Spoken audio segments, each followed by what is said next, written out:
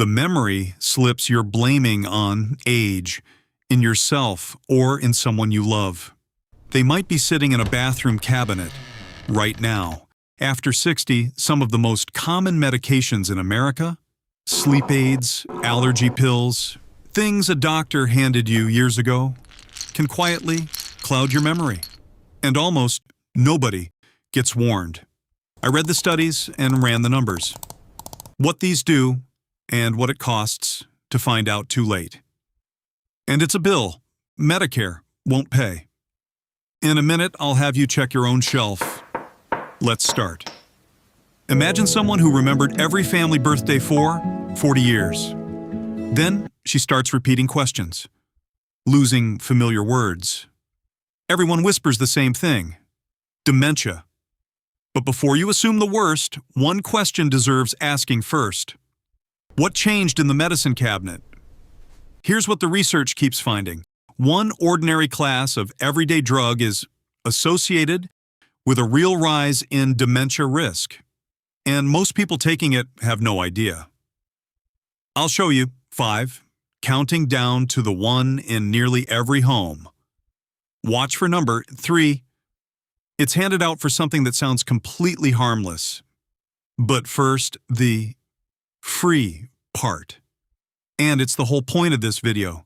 Go get every pill bottle in your house, prescriptions, over-the-counter, the sleep and allergy stuff too. If you're watching for a parent, grab their list. Don't change anything, don't stop anything, just line them up and count along, because that final number is the one thing worth handing your doctor. Ready? Number 5, the bladder pill. Generic name Oxybutynin. You might know it as Ditropan. It's given for a sudden overactive bladder, and the relief is real. But it blocks acetylcholine, the chemical your memory runs on, and slips into the brain easily. The forgetfulness gets blamed on age, rarely traced to the prescription. A pharmacist may be able to discuss options that work differently.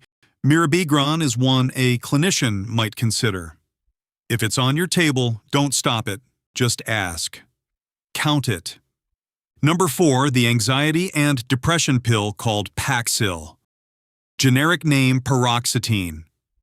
Given for depression and anxiety, it's an antidepressant with the strongest anticholinergic effect, which is why it sits on the same senior caution lists as the others. Many people take it for years without ever hearing that. Your prescriber may have gentler options, but that timing is theirs, not yours. Count it if it's there. Number 3, the one I told you to watch for. Generic name Amitriptyline. Brand name Elavil. Here's the twist. It's an old antidepressant, but today it's mostly handed out for sleep, nerve pain, and migraines. So people taking it often have no idea it's an antidepressant at all, or that it's one of the strongest anticholinergics still in use. A small nightly dose, for years, is exactly the pattern the research worries about. Never a solo change, but a conversation worth having soon. Count it. Number 2, the calm down pills. Xanax, Valium, Ativan.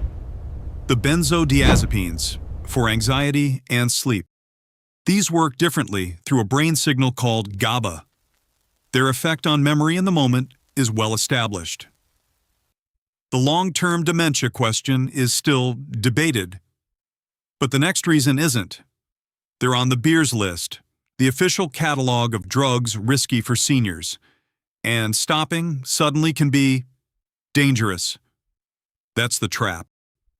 If you've taken one more than a few weeks, never quit cold, ask about a slow taper. Count it. And number 1, the one in nearly every home in America, Benadryl, generic name diphenhydramine, the little pink pill for allergies, colds, sleep. No prescription, so everyone assumes it's harmless, but inside the brain it's another anticholinergic, blocking that same memory chemical. and an older brain feels it far more.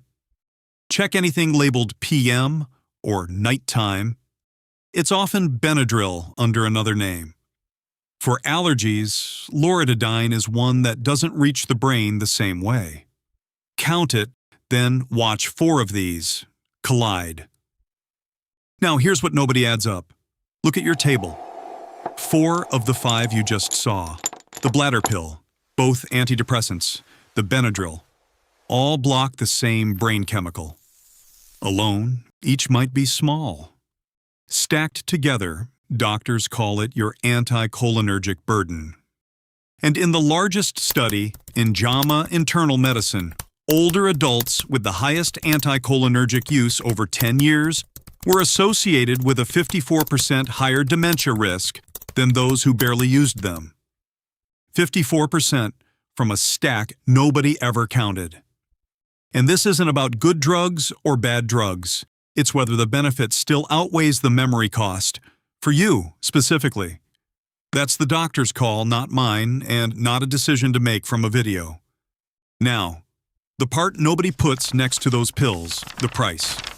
Here's the free part. Your Medicare yearly wellness visit already includes a review of everything you take at no charge.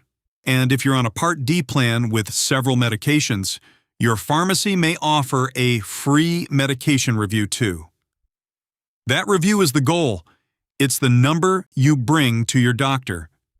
And it costs you nothing. Miss it. And here's the other road. When memory loss takes independence, a year of nursing home care can run about $115,000 depending on where you live. And Medicare generally doesn't cover that kind of long-term custodial care. 0 to check, 6 figures to ignore. So count the ones we flagged. That number is your anticholinergic burden. Write it down. And here's the hopeful part. If a medication is contributing, some people improve after a supervised review and a careful change. This is what the body bill does. We connect the warning sign to the price of waiting, then hand you the question to ask. So here's your plan. Write down everything you take: prescriptions, over-the-counter, sleep aids, supplements. Bring the list to your pharmacist or doctor and ask, can we lower my anticholinergic burden? And never stop or switch anything on your own.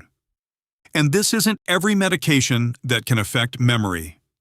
Others include some inhalers, certain pain medicines, and pregabalin. If yours wasn't named, bring it anyway. The 5: Oxybutynin, Paroxetine, Amitriptyline, the Benzodiazepines, and Benadryl. You just counted something most people never will. Tell me in the comments. How many were on your table?